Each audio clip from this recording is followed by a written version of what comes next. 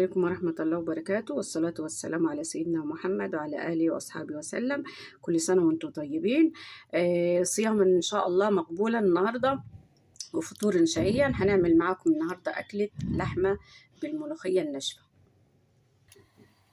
رجعنا لكم.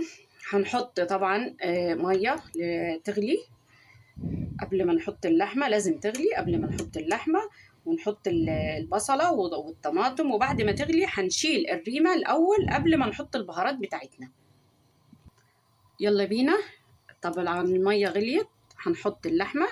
هنكون غسلين اللحمة كويس بملح كويس، معلقة سكر، ملح ومعلقة سكر مع بعض، وتغسليهم عشان رجعنا معاكم بعد ما غلت. شلنا حشنا الريمة خالص كلها من عليها، وبعدين هنحط بصلة وفلفل وطماطم، وبعدين هنحط البهارات، ملح وكزبرة وفلفل وورقتين لورا، وهنغطي وهنخليها تغلي شوية، وبعدين نهدي عليها النار شوية.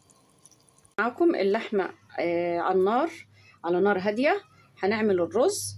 مش هيفضل معانا غير الملوخية. حطينا الزيت في الحلة، حطينا الشعرية، هنحمر الشعرية معاكم. احنا حطينا كوباية شعرية، هنحط عليهم كوبايتين رز.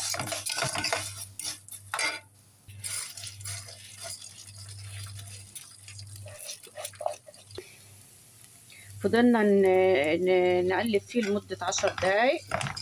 رز بالشعرية. هنحط البهارات، هنسقيه بالشوربة بتاعت اللحمة، هناخد منها شوية ونسقيه بالرز. ماشي كفلتي. رجعنا معاكم.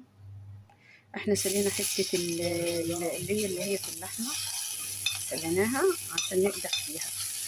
حطينا الثوم،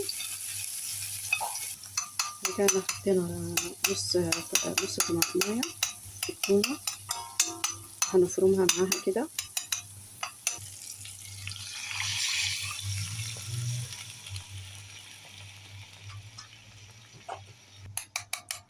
حطينا الشوربة، خليها تغلي.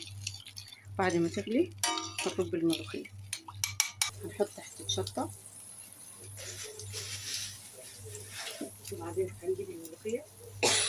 نرب الملوخية. حطينا فيها حتة شطة. يلا رجعنا لكم، وبالهنا والشفاء. في تحمير اللحمة وقهوة اللحمة بالهنا والشفاء.